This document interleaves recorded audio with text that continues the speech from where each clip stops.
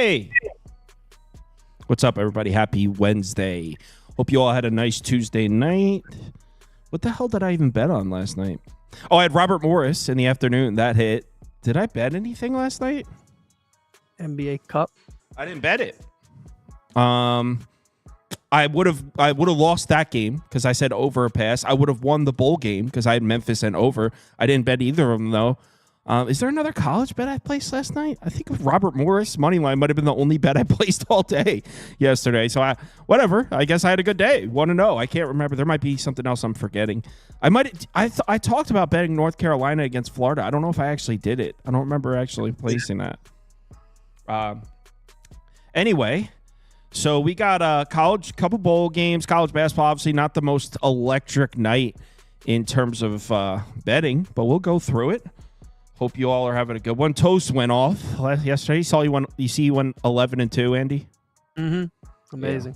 Yeah. One of the two that he lost was because he tailed me.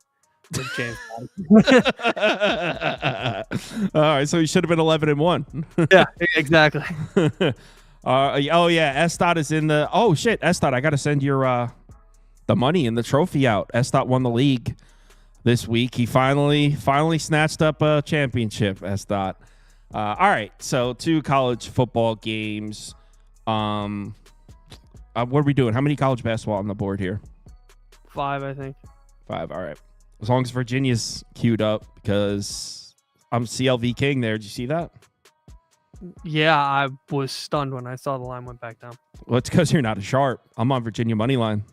Anyway, let's talk about, we're going to do college football first. So first up, we got Western Kentucky, James Madison. This line's now 7.5, and I get it. Did talk about this one in the YouTube video yesterday.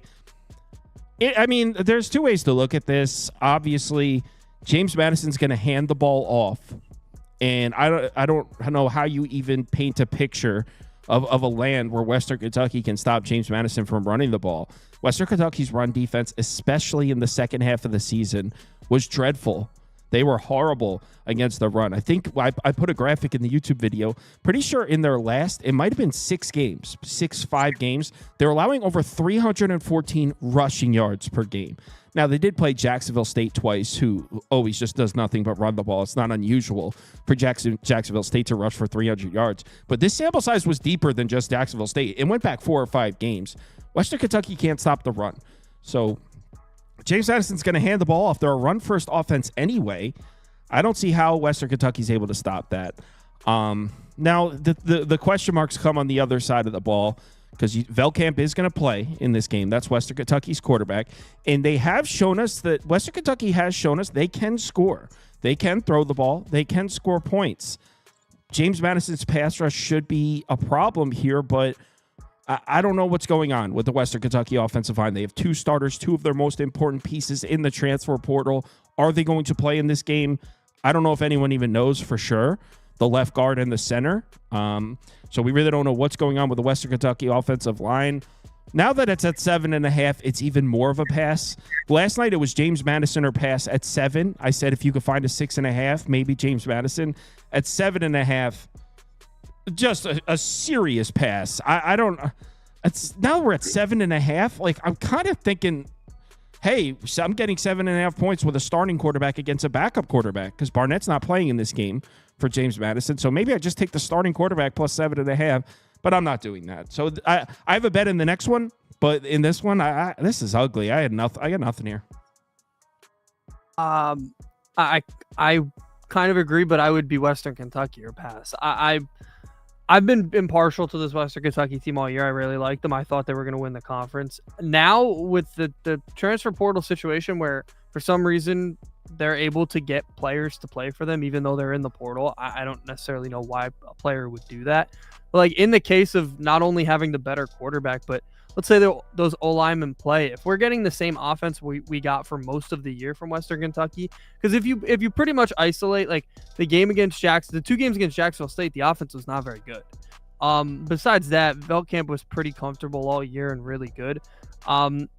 If they have their guys playing, this very well should be like a 3-point game. They could very well win it. So it's completely up to the fact that if these guys play, and that's the reason I don't really like betting bowl games. I have no idea if they're playing. I don't know why they would play, right? Like, if you're Caden Velkamp, what the hell is the reason to play today, right? You put enough tape out there. So I'm just going to go with the fact that I'm expecting these guys to play because they have played in the past for Western Kentucky. They got most of their guys to play in the bowl game last year.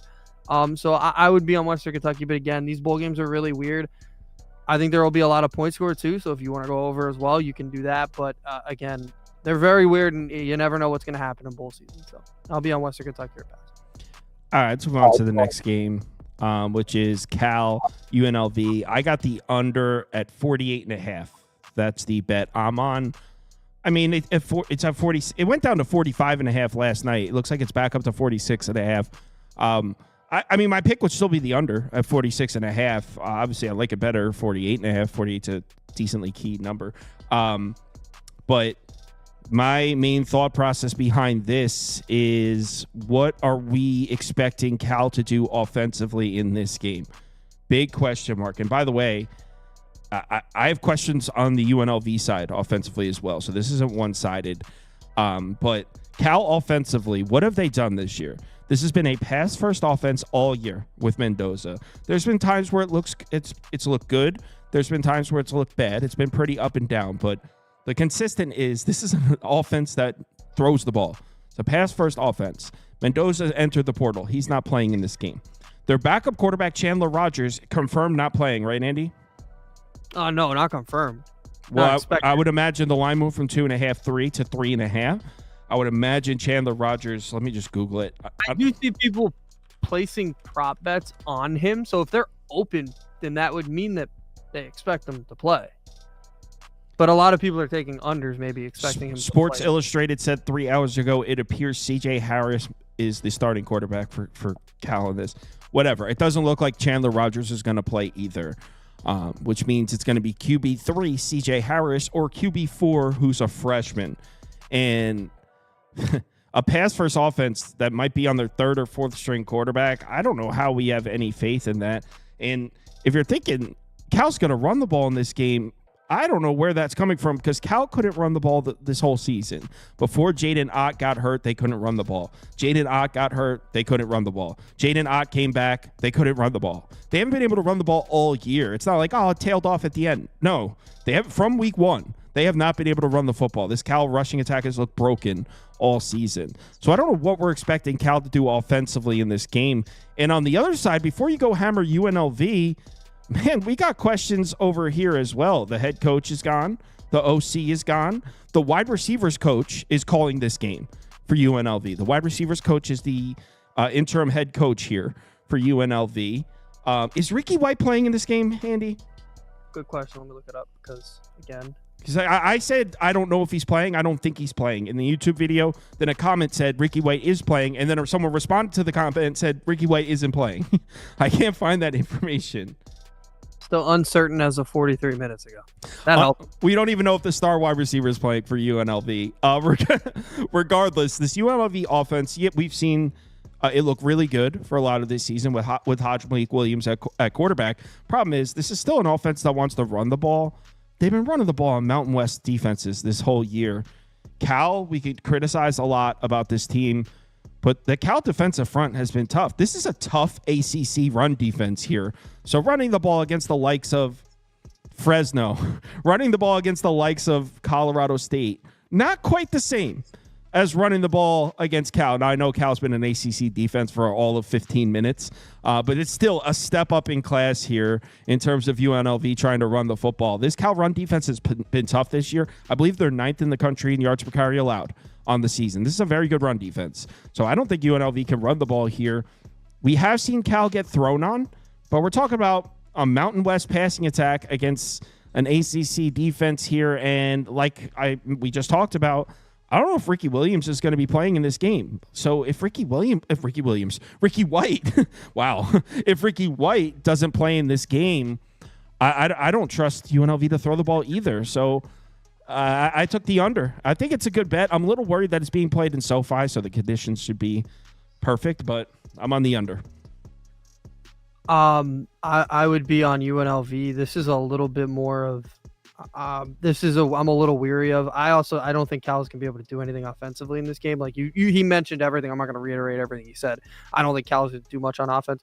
UNLV should still be able to get some things done on offense, although they'll be without not only their head coach, Odom took the Purdue job, their offensive coordinator took the Sacramento State job, and he also wasn't going to call plays even if he didn't.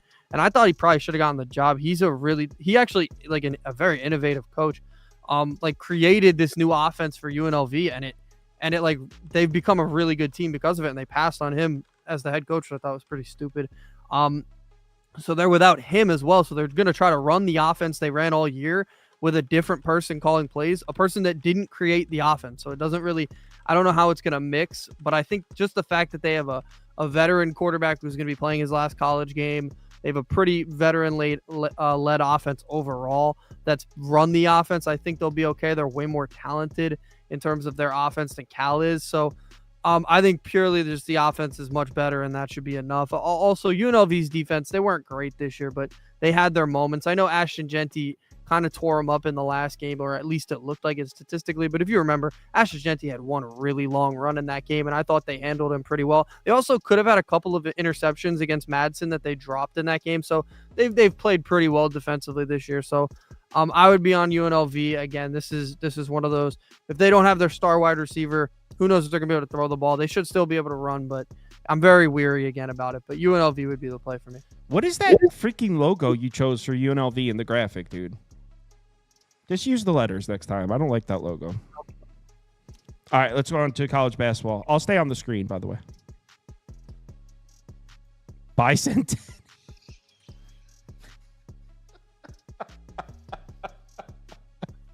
Is that a play on Bicentennial Man with Robin Williams? Andrew. Oh, shit. Bicentennial. Oh, shit. I think let's they have a lot of similar qualities.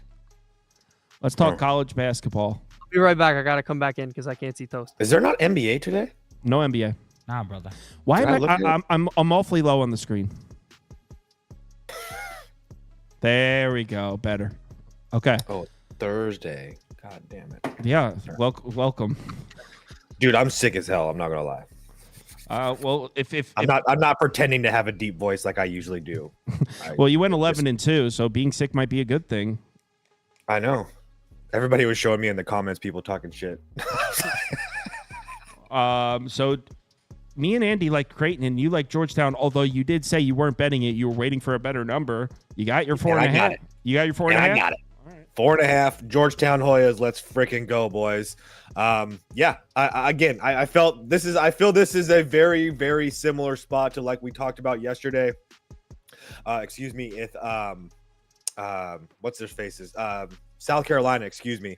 And now you have a Georgetown team that I will give you that hasn't played very much, essentially anybody. At all. And the two times that they've stepped up in competition, Notre Dame and West Virginia, they kind of got blown out of the water. But I think the home game against Notre Dame, it is what it is. I don't think that that's an easy offense to prepare for. Not that Creighton's super easy, but now you're taking away Pop Isaac. You're getting a somewhat like, I don't know what, 75% of Ryan Kalkbrenner, not to mention that he's really not doing anything that much offensively either. And you have a team in Georgetown that can actually match up height-wise with with Creighton.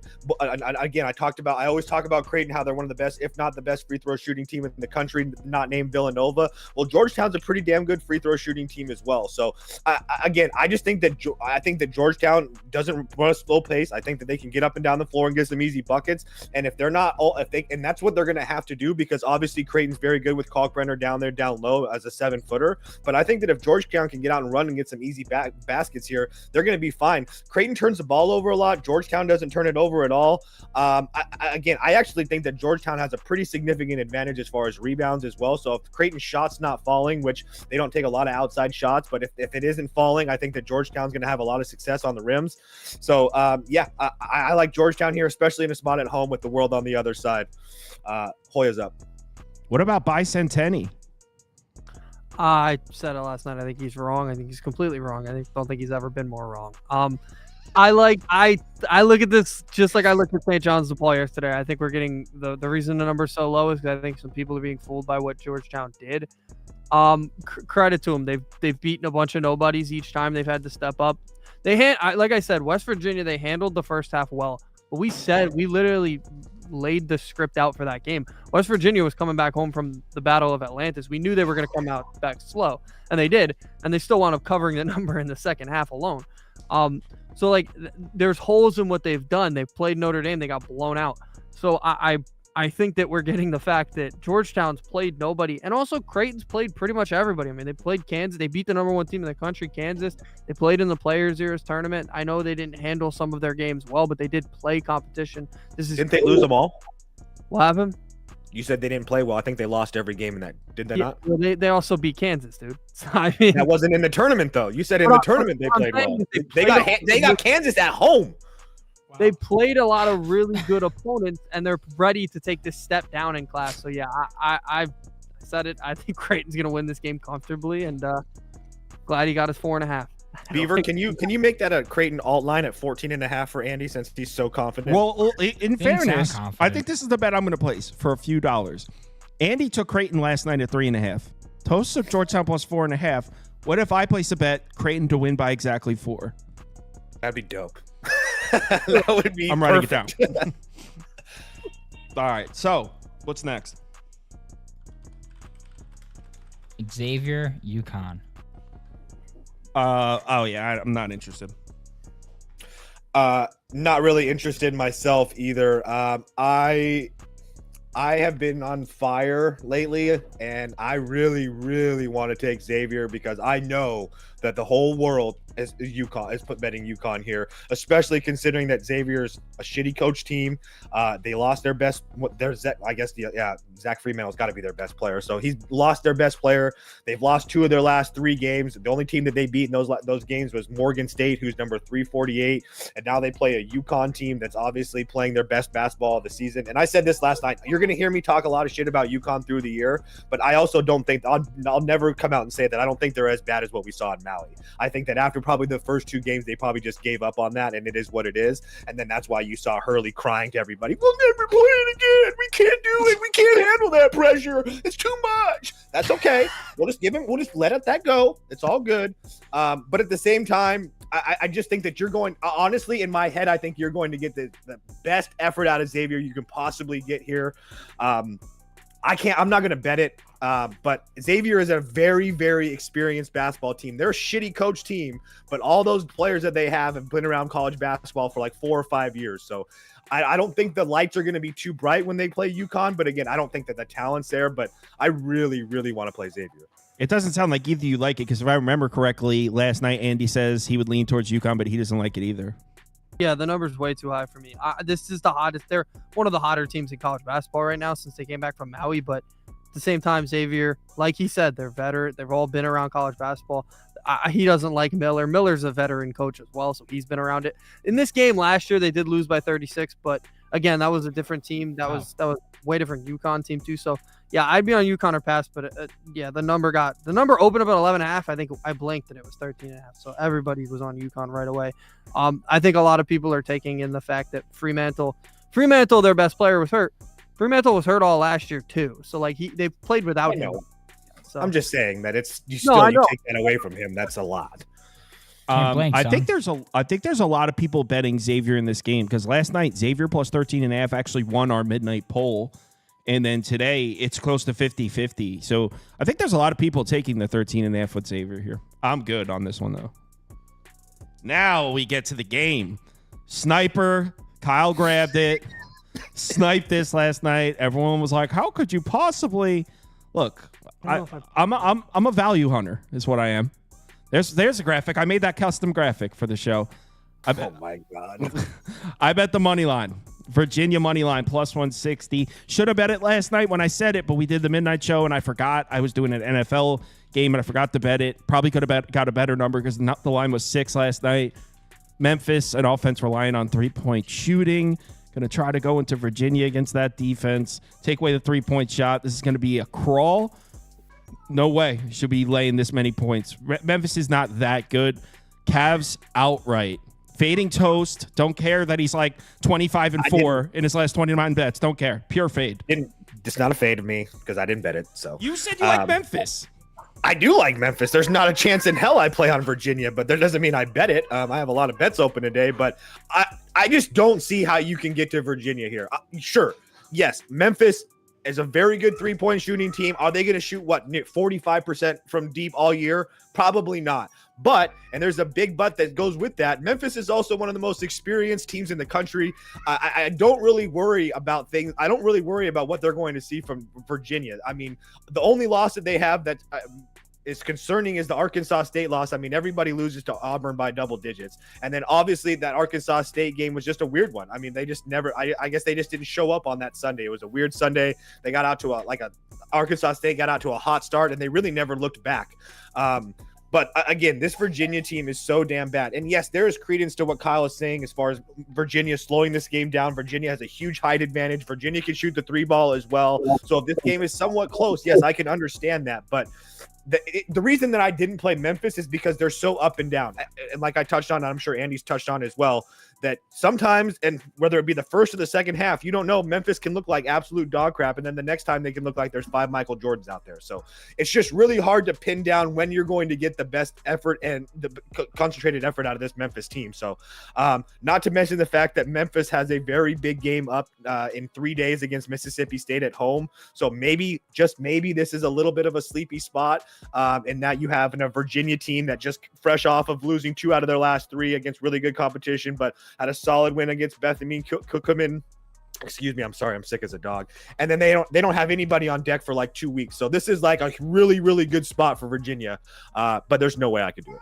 Yeah, I mean, I wouldn't imagine anyone's betting Virginia. I might be on my own little Cavalier Island, and it's all right. I'm happy to be here. Andy, go ahead, talk some Memphis shit. Yeah, to me, it was, you said, and yes, percentage-wise, they are reliant on the three-pointer. They're second in three-point percentage, but they're not taking as many as they used to. Like, they're 300th in three-point attempts, so they're not exactly reliant on shooting them. Now, that even if they were three-point reliant, Virginia is not that good of a defensive team against the three this year. They're 147th.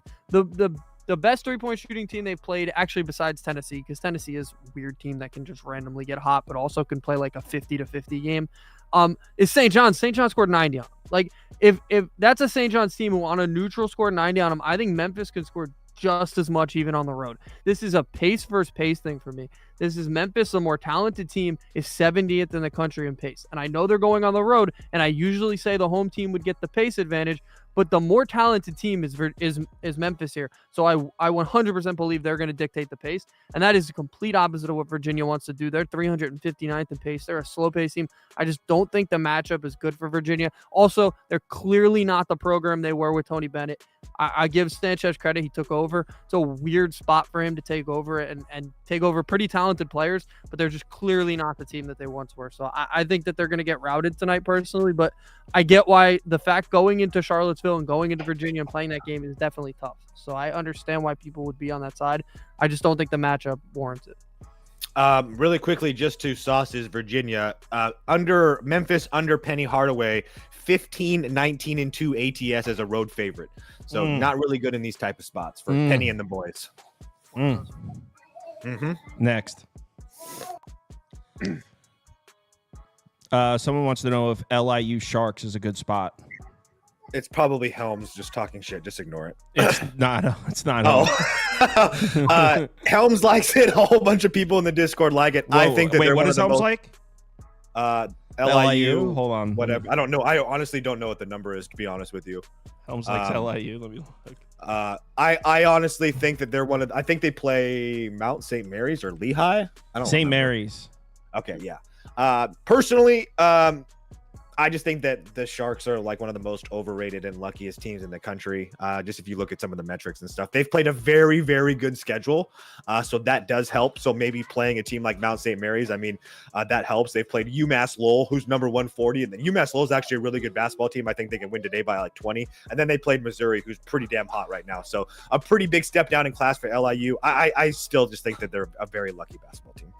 I'm down to fade Helms. I'll take St. Mary's. Toast, you got Michigan at 2.5 last night, right?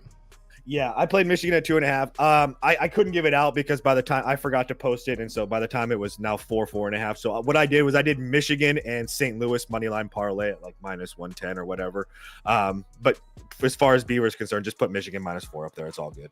I just don't. I'm a pretty big believer in this Michigan team. I think that sooner or later they're going to fix the turnover issues that they have, because that's really what they have as far as what we have to worry about.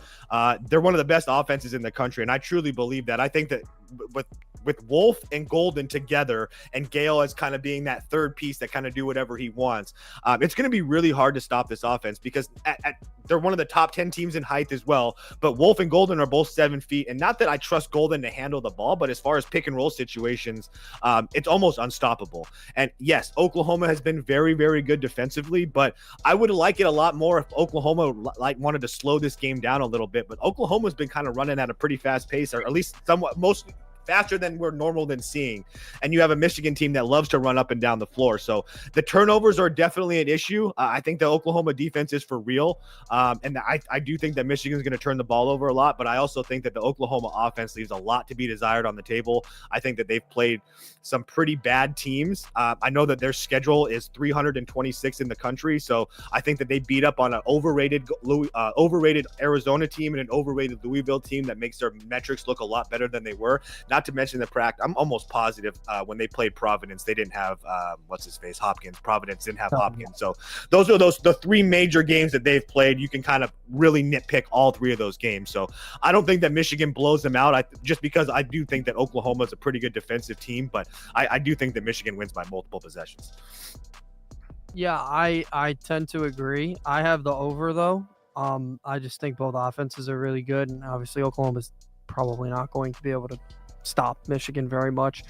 He pretty much nailed my reasoning. This Oklahoma team, they've played a bunch of but I understand like they're playing big name teams. Some of these big brands like Georgia Tech, Oklahoma State, that was a rivalry. Louisville, Arizona, Providence. These are big names, but all those teams are probably bottom tier in their conference. Other than Arizona, and Arizona's 3-4. So like we don't really know how good they are either. So yeah, I think there's a lot of holes in what Oklahoma's done, and that's saying a lot because I think these games, pretty much you blindly tail the SEC, and they're just drilling I think they're 152-20 in non-conference games, which is unheard of. I think it's the best start of any conference ever. But this seems like a spot where Michigan takes Oklahoma to the woodshed, because like I think that they just haven't played a team like Michigan yet. I don't think that we're going to look at this schedule for Oklahoma in a week or in 2 weeks and be like, oh, well, Michigan was another one of those like Louisville's or Arizona's team that you can poke a hole in. I don't think Michigan's that. I think they're much better than that. So yeah, I would be on Michigan but I have the over as well. I think there will be a lot of points scored.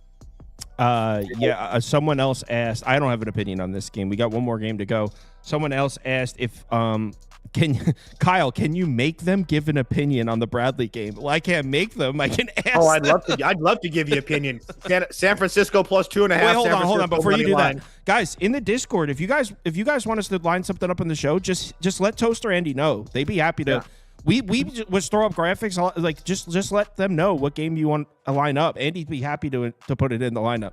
So just let them know in the Discord. Or leave it in the comments either. I usually look at the comments after, but it's really hard for us to pick games to know who's going to want to pay attention to what. Right. Yeah. So just when there's so many if you have a request for a game that you want us to have, just throw it in the comments. Ask them in the Discord. They'd be happy to. But really quickly, as far as Bradley is concerned, I know that they've looked really, really good to start the year, but they're the best three-point shooting team in the country, shooting almost 46%.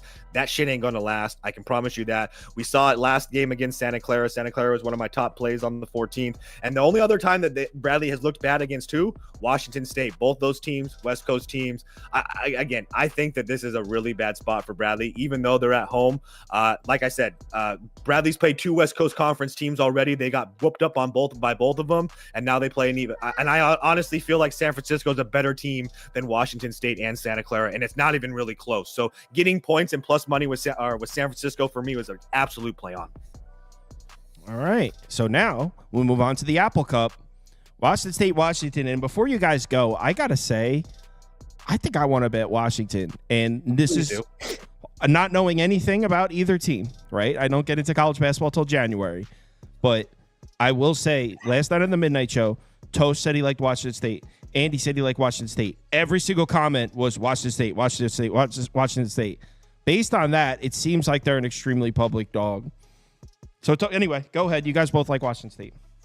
Andy, you can go first. My voice kind of starts to hurt right now. Yeah, well, so I understand why people are looking at Washington here. It is a good spot for them, I think. The fact that they're at home is good. They're also, if a home team can dictate pace, they can slow the game down and make it their crawl of a game that they want to play.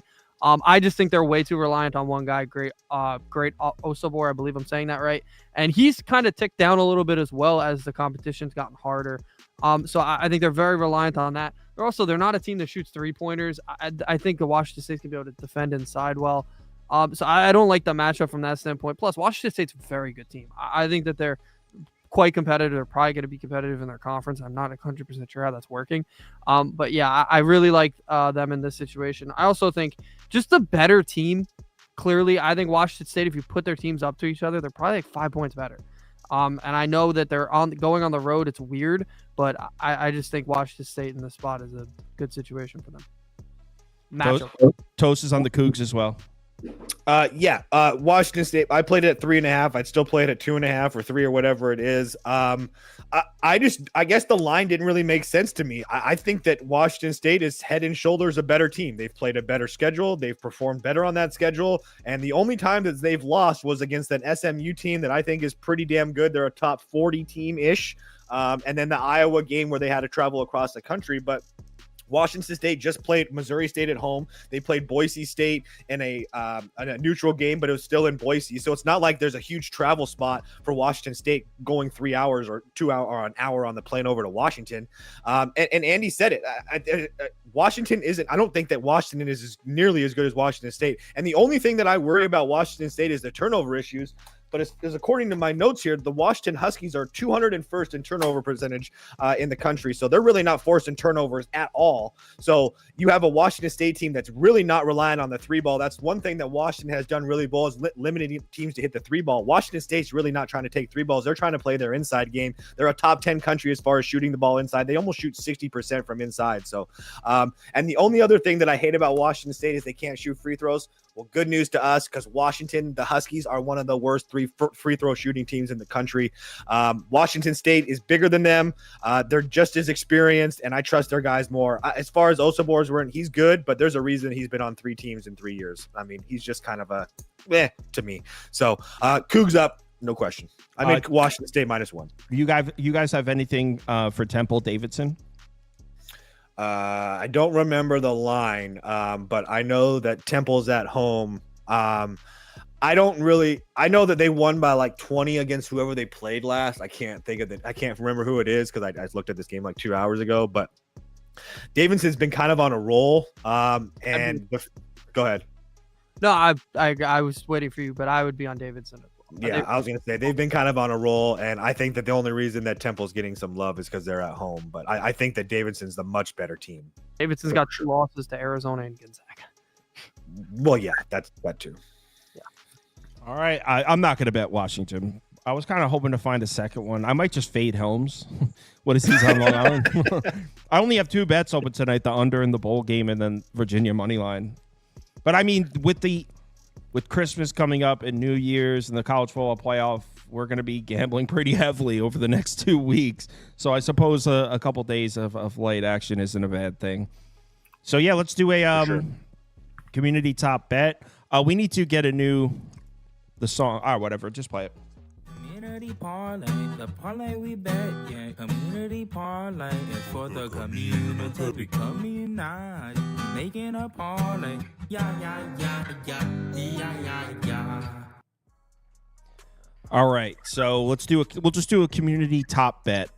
So in the first games were, there's like not even enough here to do a community top bet.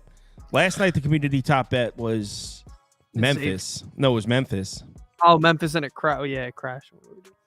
So for the community top bet today, why don't we put how about this? Put James Madison -7.5. UNLV -3.5. Creighton -4.5. And then put Memphis minus 4.5. I would imagine Memphis is going to win that poll. They like Memphis a lot. No one likes my Virginia pick ever.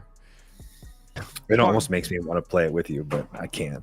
A couple people. So, by the way, I'm going to Vegas January 22nd. There's a sports merchandise conference thing. I think like Fanatics is going to be there, trying to get us a sponsor. So if you want to, I will be there. My wife just gave me 2 trips for free. I'm using one to come to you to get my YouTube thing, and I guess I'll use another one to go to Vegas. Yeah, that's January 22nd to the 25th is the conference, and so I'll be out there. A couple people have asked me other things that I'm on. Campbell +3. That line makes absolutely no sense to me. I think that Campbell should be the favorite in that game. I played Fairfield +1.5. William and Mary -2.5. Houston -2. What do you have? I have they're in my 3-leg parlay I've been doing every day. Back to back. We've hit back to back now as well, so we got to go for 3 in a row. They're one of the teams in it. What are the other 2 teams so I can bet? Because you're the luckiest person I've ever met. And Northern Kentucky. That's a 3-leg parlay at +110. Going for 3 in a row. Why not? And also, I have New Mexico -2.5 against VCU. Really? So the community's favorite bet is UNLV minus the 3.5. It looks like. All right. Community top bet is UNLV. They also like Memphis. Last night, the midnight community top bet was Memphis. But there's only usually about 30, 40 people voting at that time. Although more people are watching the midnight stream, I noticed. Like, over 200 people in there. The midnight stream is becoming a thing. I'm thinking we're going to develop that and, like, just make that a full-time slot. Like, have, like, the midnight show be an hour-long show where I'll have some NBA games queued up and we'll go through all kinds of shit. Rather than it started off like, let's just go through a few. But like people like it, and people wake up and watch it in the morning. So shit, it's fun too. So, all right, everyone, thanks for watching. Tonight we got Thursday night football video coming out. We got Thursday night bowl games, all kinds of stuff going on. So I don't think there's a midnight show tonight though, because there's no games on tomorrow, right? No, they're crappy. There's a couple, but they're real bad. So maybe, you know what? Maybe I'll set up a midnight stream and go through some NBA stuff or something to keep keep it going. So I'll let you know. But yeah, hit me up in the Discord if you need me. Everyone, have a good one. Have a good day.